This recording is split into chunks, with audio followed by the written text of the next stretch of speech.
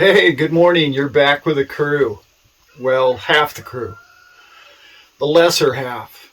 The B-Man's not with us today, but he'll be back with us soon. I want to get into a couple things that has been on my mind that I need to kind of backtrack in our channel and kind of explain what our channel is really about. And as we all know, YouTube is a learning process. And why do we go to YouTube? We go to YouTube to learn. We learn about life and other people's experiences. And those experiences grow with age, and the older you get, the better you get at those experiences. So one of the things it's come to my attention lately is I'm not here simply to tell people what to buy or what not to buy. I'm here to tell you how I've seen people do it in the past, and in particular, very, very well-to-do people. Because of my job and what I do for a living, I'm around billionaires and have been for multiple decades now. What I learned from those people is no different than what I learned from an old farmer. And some of you probably tell I've been out with the animals today. It's life experience. And that's what this whole thing's about. That's what YouTube's about. And that's really what our channel's about. And we're helping people understand crypto, life, health, happiness, and just sharing wisdom with each other is really why we all come to these channels, to share our lives with each other. So today I'm going to tell a couple of stories about billionaires. And in the title, you can tell it's about billionaires and Bitcoin. It's going to be kind of a series of videos because I have a lot to say. As you can imagine, 3 decades of working with billionaires. I've got a couple of stories, some good, some great, and some really not so good, and some really not fun at all. But they're all experiences and all going to be fun. Okay, so let me get to it. I want to tell a particular story because it says a lot about where we are with finance in the digital world that we live in today. This is, I want to say, early 2000s.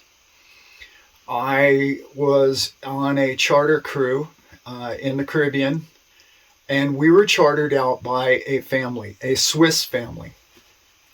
They all spoke perfect English. They were an amazing family. And no, not the Swiss Family Robinson.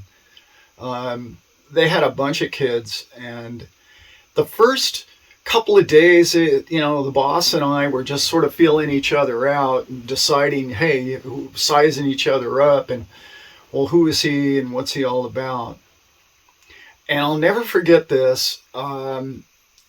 He pulled me aside, and we were, in the Caribbean and in the Bahamas and whatnot, there's a lot of sandy beaches that we just took a nice little stroll on. I don't have permission to use his name, so I won't. But this man takes me down this walk. And he starts the conversation like this. And I've used it many times since, and it's invaluable. You know, Allan, you're a very intelligent man. I wouldn't be sharing this information with you if I didn't think A, you could handle it, B, you could prosper from it, and C, I don't understand why you're a boat captain, he said to me. And I said, oh, okay. When you're a younger man, you cut somebody off when they're giving you compliments and you tell them your story real quick. And it's kind of foolish, but we all do it. And so I told, wow, I have the best job in the world. I travel around the world, and it's always summer where we go, and beautiful. And I'm walking on this beach with a billionaire and his amazing family, and, getting paid well to do this. And it's When I was 40 at this time in my life, when this occurred, that was the dream job. I couldn't imagine a life, any other life really. I'd done so many amazing things in my life to that point, and that was really the pinnacle of it. Still doing some of that today. So I finally was patient enough to listen to what this wisdom that he was trying to share with me. And he said, you could do better for yourself. Couldn't understand that at the time. He said, there's something coming, Allan, and I'm going to send you a book. And I want you to read this book. And the book, I will share the book later with you all. It's not really relevant to this story in this sense. What he shared with me on that walk, and many days after, was he said to me, there's a digital world coming, Allan, and it's going to overtake everything. It's going to consume everything. It will be all digital one day. Now, this is late 99, 2000, exactly, millennial. I'm not exactly sure, I don't recall. Right in that era. And that was hard for anybody to believe. In fact, even today, it's hard for anyone to believe that that would actually happen. So that hit me, that he cared enough about me. He had sons and he had other people that he could really share his wisdom with as well. But he spent that time with me, and I was impressed by that. He told me of a money that was coming. He told me that all money would be digital. He told me that people who owned the digital money would be in control of the world. Some of these people being good people and some of these people not being such good people, but it's coming and there's little you can do about it. He gave me the best advice at that point in my life that I'd ever had, and that was, do you know what the Forex is, Allan? And I said, no, I had no idea what that was. He said, it's currency trading. I think it's simply the easiest thing to generate wealth that we have at this time. And I am going to send you a book about trading. I want you to read the book, which I did, and I want you to become a trader because I want you to save money and invest it in digital money because all money will be digital. Computers are taking over trading, Allan, and they're taking over every aspect of our lives. But don't fear it. It's progress. And it's good progress. And not all people have nefarious reasons for progress. Remember that. And I always have. Now, some of you would say, well, this is just some guy who, chartered a boat in the Caribbean. Well, maybe, except for a few things. This man is a Swiss banker. Arguably the most important Swiss banker in the world. He was one of two people that they can't be in the same plane at the same time of the world. For fear of one of these two individuals or both of these individuals dying in a plane crash would be devastating to the global financial network. That's who that man was. So when I talk about things that I act like I know it all or know something about anything, I've met a lot of influential people. And for some reason, my personality has allowed them to open up to me and share with me things that, well, a lot of people don't have that wisdom or that experience. Now, I don't use his name because I don't have his permission. I don't have any contact with him any longer. But I will say he did charter our boat again. And he specifically asked for myself and that crew. And he chartered many boats around the world. The second time he came to me, which was, it was almost a year later, I want to say. We were on a different boat and he looked us up. He told me something that I've told a few people in my life, but it's happened so long ago now that I have to say that it's okay that I tell the story because it's an old story now. He said there's a banking crash coming. That crash is going to involve real estate. That real estate bubble and crash is coming right around the corner. Well, I had just purchased some real estate in a couple of different places. And I thought, well, okay, gosh, how long, do you think we have? I've just bought a house and I'm refurbishing it, and I'd really like to keep it and this and that. Oh, no. You have a few years, Allan. He told me the exact year. Now, I didn't really reflect on that. I didn't write it down.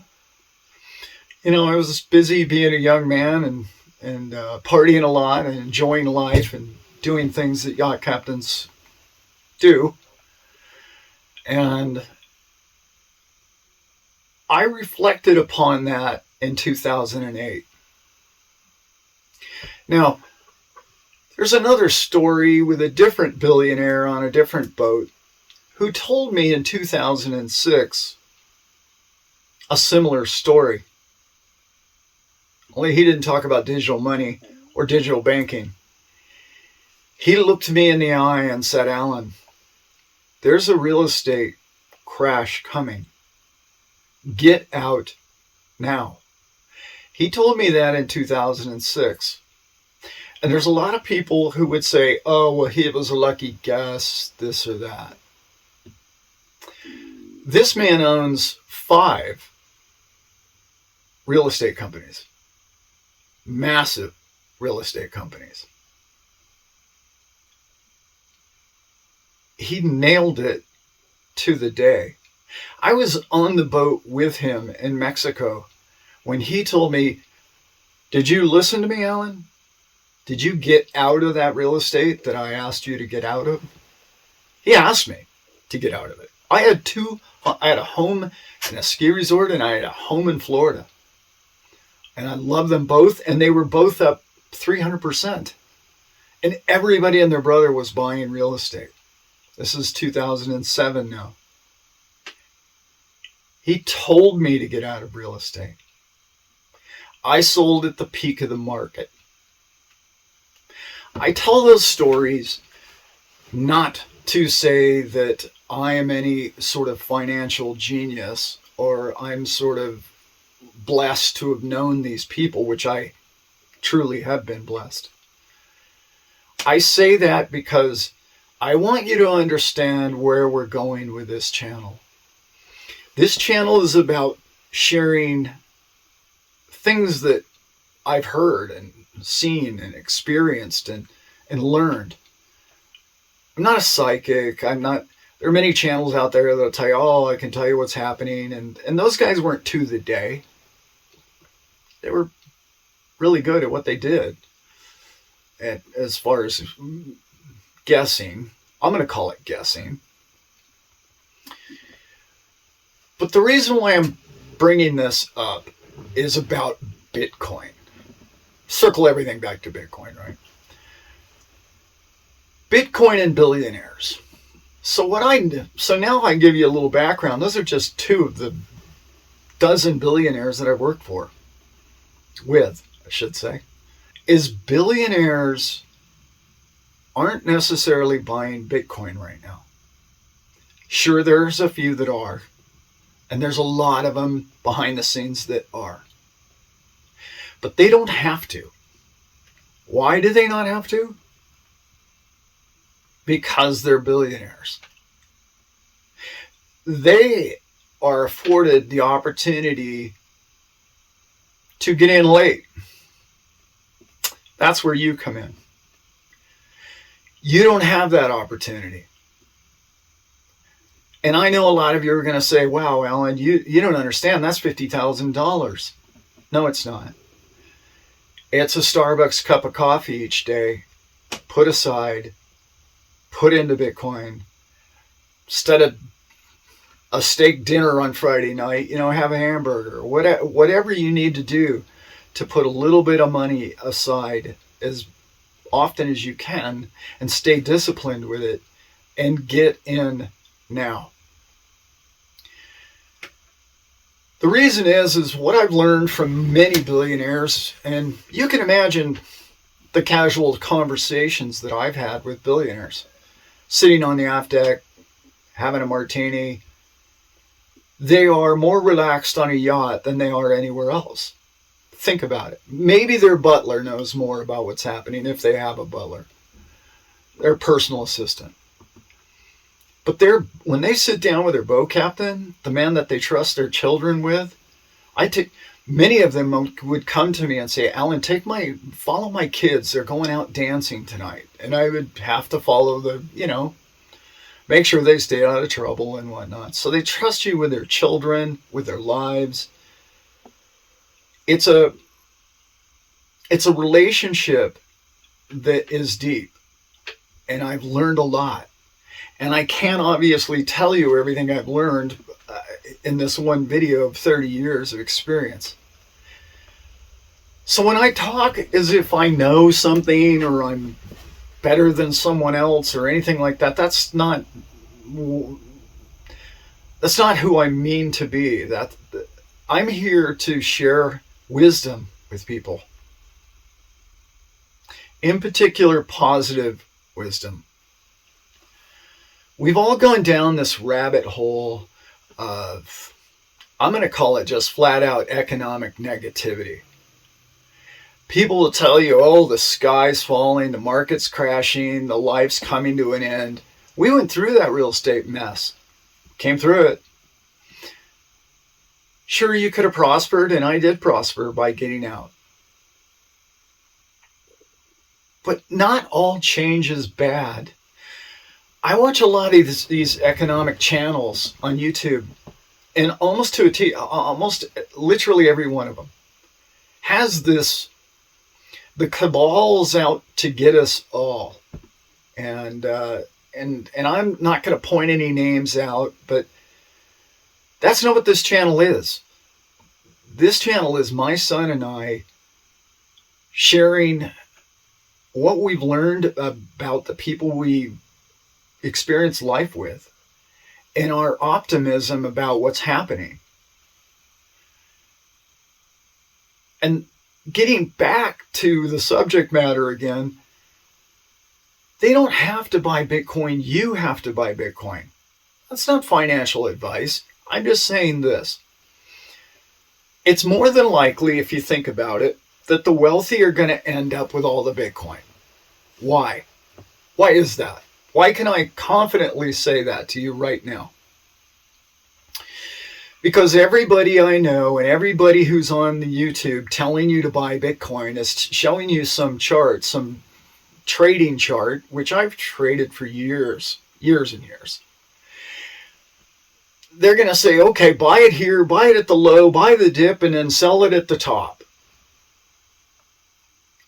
The billionaires aren't selling at the top. Billionaires see which asset's working, and they don't get in early. They don't need to get in early. You do. You're the one that has to get in early. I hope this is making sense to you because it's something that's so important. I will never sell my Bitcoin. Ever. My son will end up with my Bitcoin, and his son will probably end up with his Bitcoin. And I want you to understand that. That's one of the biggest lessons I've learned from the 30 years of working with these people. The other thing I've learned not only do they not sell their assets, if you own the Lakers or the Dallas Cowboys, you don't sell those. Why would you do that? Why would you sell city blocks in Manhattan? You wouldn't. Why would you sell anything that is pursued by everybody on the planet who wants to own it? That's where Bitcoin comes in. It's the one thing that billionaires are sitting back, and it's just 13 years old, and now they're looking at it and they're saying, okay, it's liquid enough, it's big enough, it's true enough, it's honest enough. And they have a staff of bean counters to dig through it, tell me how it'll fail, tell me if it can fail, why it can fail. And they've gone through all the scenarios. Months, years now they've been researching this. They don't need to get in early. They've done their homework. Why? Because they have generational wealth. And they know that generational wealth can be stored and will be stored in Bitcoin. Are they in a big hurry to get in? No, they're not. And I'll tell you another story about wealth. You've probably even experienced this if you're into crypto at all. The wealthy people, and I don't mean really wealthy billionaires, I mean like millionaires. They make, 400,000 or 500,000 to, a couple of million a year. Those people, they will be the last people to buy Bitcoin. And it's just the way things are. And I can't necessarily put my thumb on it at this moment as to why that is. But they'll get in late. Because of why? They worked their whole life. They've started a company, a corporation. They've busted their tail. And they can't understand how you can simply make Bitcoin out of thin air and it be valuable enough for them to spend their millions on it. They will be really late to the party. And you'll see this all around you. It's coming. I do own other cryptocurrencies besides Bitcoin. But Bitcoin, in my opinion, if it's not your largest holding, it should be. Because what's starting to happen on these exchanges is they're buying all the Bitcoin up. You can't, all you have to do is look at the mining corporations. They're not selling their tokens. Why would they do that? Remember, this is generational wealth. This is something that can't be duplicated, currently anyway. I hope you've got the gist of this story. I know I bounced around a little bit. But the billionaires aren't getting in yet. So they don't have to. Millionaires, honestly, probably aren't even going to get in. They'll be the latecomers. You and I, this is our opportunity. That's why I've done this entire channel. Because I do have financial background. I was a stockbroker at the age of 26. I was a Forex trader for over 10 years. I have some background. Can you imagine your interest or your fascination with life and the economy, as mine's always been? Love studying the economy. Okay, always have. You don't want to become a stockbroker when you're 26 years old if you don't thrive on the economy and how the whole thing works, right? And then leaving that industry and going with billionaires for the next 20 or 30 years. I don't look back at the salary that I made as the fortunes that I have. The fortunes that I have were given to me by knowledge of other people. I'm going to tell you many things about billionaires and how they live and how we live.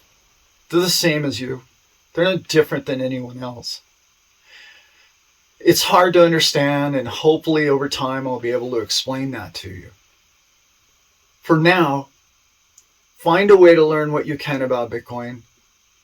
Learn what you can about the coming digital money that I was warned about 20 years ago. We are turning to a digital world. You can either be on board in a positive manner, and that's what this channel is all about, guys. We're going to have a lot of fun with this. I don't mean to be so serious all the time, but it's kind of who I am. My son's the laughter of the bunch, and God, I miss him. I hope for the best for all of us, always. I see how man is thriving. I see how our future is brighter. It's very difficult for me to look back and think that all the negative things that have occurred in our history is going to be part of our future. Why? Because this is one of the things I've learned. I'm going to repeat this a million times on this channel. Let's stop and look at the people at the top. Just if you follow crypto videos, which if you're watching this, I'm sure you do. How often do you hear Raoul Pal talk anything negative about any cabal or trading system or bankers? Or he's a positive, forward-looking man, well-to-do. Michael Saylor. I've heard 100 interviews with this man. I've yet to ever once hear him blame anybody or anything for anything. Think about that. Just think about what I said there. I know a bunch of billionaires that are real pricks. They are. Not nice people. Okay? But I'm going to say over 90% of them are amazing people. And almost all of them would remind you of Raoul Pal and Michael Saylor. 90% of them. Why? Just like normal people. 90% of all normal people just want to share life and enjoy life and share it with their children and have a great life and, go out to dinner or enjoy their families. They're the same. But change doesn't have to be negative. And that's really what my son and I's goal for this channel is exactly that. It doesn't have to be, the future change doesn't have to be negative. Let's try not to be afraid of change in our future. I hope that all makes sense. I hope you all got something from this. Again, it's going to be a fun ride. And I'm going to let the cat out of the bag here a little bit. The ultimate goal of this channel is to tell your story. I have a bunch of really cool stories. My son has a bunch of cool stories. We're going to share those stories with you about what happened in our life and why we see our future being so bright. And I want those stories from you guys. You guys are going to be this channel. And I know a lot of channels say that. But you watch and see. That's my promise to you guys. This is going to be fun. It's going to be a fun ride, and we're going to be healthy, wealthy, and wise.